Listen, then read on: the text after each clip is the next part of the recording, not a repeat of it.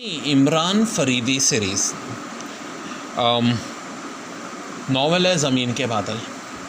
जैसे हवाई जहाज़ ने ज़मीन छोड़ी, कासिम के चेहरे पे ऐसे असर नज़र आने लगे जैसे हलक में कोई चीज़ अटक गई हो। हमीद ने मुस्कुराकर उसे आंख मारी और वह बुखलाए हुए अंदाज में एयर होस्टेस की तरफ देखने लगा। फरमाइए जनाब। एयर होस्टेस बड़े अदब से उसकी तरफ झुकी। कुछ नहीं, कासिम भर्राई हुए उसने बोला, लेकिन एयर होस्टेस ने उसे कह करने की थैली पकड़ाई दी। इसके बाद करीबी के दूसरे मुसाफिरों की तरफ मुतवज्जो हो गई।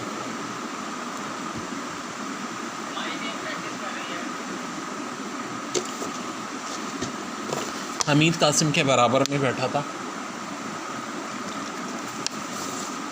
उसने कहा कि पता नहीं क्यों हवाई जहाज़ के दौरान में इश्क करने की सलाहियत बिल्कुल ख़त्म हो जाती है। कासिम ने कुछ कहने के लिए होठ खोले, लेकिन हलक से सिर्फ उपकाई की आवाज़ निकली। फिर थैली भी क्यों ना उसके मुंह से जा लगती। वो देर तक किसी ज़ख्मी जंगली भैंसे की तरह हलक फाड़ता रहा। फिर जबकि इसकी उठान का सिलसिला ख़त्म हो गया और वो एक मखसूस बुलंदी पर तैरने लगा, तो कासिम की चिंगारी भी बदरी छलकी होती गई। फिर कुछ देर बाद वो बिल्कुल ही खामोश हो गया। चेहरों से सबों के फ़र्क नज़र आ रहे थे, लेकिन भैंसों की तरह टकराने वाले कमी थे। थोड़ी देर बाद कासिम ने भर्राई हुई आवाज़ में कहा, ये जहाज़ ऊपर ही चढ़ने लगता है तो ऐसा मालूम होता है जैसे आते अलग की तरह खिंच रही हैं। अब ठीक है हमीद भाई, ठीक ही होगा। हमीद ने बेजारी से कहा, अब मैं तुमको खफा क्यों हो गए? अब कोई कह भी ना करे अगर ये जहाज़ टुकड़े टुकड़े हो जाए तो कैसे रहेगी? हमीद ने कहा, अरे बाप रे। कासिम ने बुखलाकर तोन पर हाथ फेरा। ऐसी बातें ज़ुबान से ना निकालिए जनाब, एक आदमी ने कहा जो अगली सीट पर बैठा था। अगर हो ही गया तो हम क्या कर लेंगे? हमीद बोला, फिर भी ऐसी बातें नहीं कहनी चाहिए। खुदा कह रही जहाज़ यहीं फट जाए। हमीद ने कहा, अब अजीब आदमी है। हदेर उमर को गुस्सा आ गया। अल्लाह ने चाहा तो इस जहाज़ में आग लग जाएगी। हमीद का अंदाज़ छुड़ाने का सा था। आपको शर्म आनी चाहिए, पिछली सीट से एक औरत ने कहा।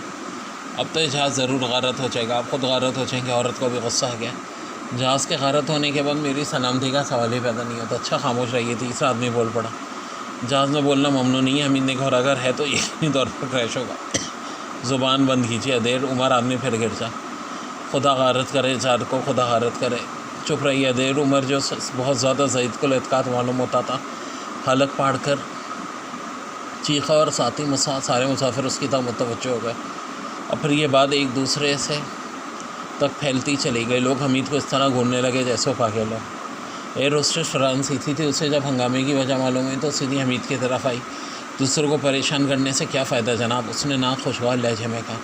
क्या सब पागल हो गए? हमीद ने उससे पूछा। ज़रूरी नहीं है कि सारे मुसाफिर आपके मज़ा से महफूज होने की सलाहियत रखते हैं। आपका क्या ख्याल है? हमीद ने मुस्कुरा कर कहा, मैं भी इसे अच्छा नहीं समझती कि दूसरों को दहशत ज़दा किया जाए। पहले इसने सिर्फ ख़ुद को दहशत ज़दा करने की कोशिश की, मगर मेरा काम नहीं है। अरे चुप भी रहो हमीद भाई, कासिम ने उर्दू में कहा, कहीं बुरा ना मान जाए। एयर होस्टेस बुरा सा मुँह बनाकर आगे बढ़ गई। हमीद खामोश हो गया। खफा हो गई। कासिम बुदबुदाया, मना लो, दौड़ गए हैं मक्खेंगे। देखो प्यारे, कासिम हाथ निकाल कर बोला, मैं जहाज़ पर झगड़ा करना नहीं चाहता। अगर करो भी तो मेरा क्या बिगाड़ लोगे? बताऊं? कासिम आंखें निकाल कर बोला। अंग्रेज़ी में बताना था कि गैर मुल्की मुसाफिर भी समझ सकें। अच्छा, जहाज़ को लैंड करने दो, फिर मैं तुम्हें बताऊंगा। अगर ये इसी वक्त फट जाए तो क्या अर्ज है? इस तरह की शर्मिंदगी से बचोगे? कैसी शर्मिंदगी? अगर जहाज़ तबाह ना हुआ, लेकिन अगर तुम उठकर मुझसे कुश्ती लड़ना शुरू करोगे तो जहाज़ यकीनी तौर पर लुढ़कर ज़मीन पर जा पड़ेगा। अरे बाप रे, कासिम के मुंह से निकला। चलो उठो, मैं नहीं चाहता कि मेरी बात गिरे। कासिम पत्थर की तरह, मूर्ति की तरह बेहोश और हरकत हो गया। ऐसा मालूम हो रहा था जैसे हिलने जुलने में भी जहाज़ के गिर जाने का ख़तरा महसूस कर रहा हो। बस जहनी रौ की बात थी, बहक गई होगी। कासिम ही ठहरा। हमीद शरारतों के मूड में था। अब हेरोस्पिट उसकी तरफ मुस्कुरा कर नहीं देखती थी। इस पर उसे और ज़्यादा ताव आया, मगर उसने सोचा कि सारे लोग उसके ख़िलाफ़ हो गए और उन्होंने मुतफ़ा तौर पर उसे पागल समझ लिया तो सफ़र जारी नहीं रख सकेगा। कासिम जो किसी खौफज़दा परिंदे की तरह पलके झपका रहा था, कुछ देर बाद अचानक इस तरह चौंक पड़ा जैसे कोई बात याद आ गई हो। हमें जाओ, वो भराई आदमी बोला। जहाज़ तबाह हो जाने दो साले को, मैं तो मरने के लिए निकला था। क्या बक रहे हो? हमीद आंखें बोल कर बोला, मैं ठीक कह रहा हूँ। देखता हूँ कौन साला मुझे मरने से रोकता है। मैं चुगत नहीं हूँ। चुगत बेवकूफ़ यानी तुम्हारा मतलब है बेवकूफ़। हमीद ने तज़ी की।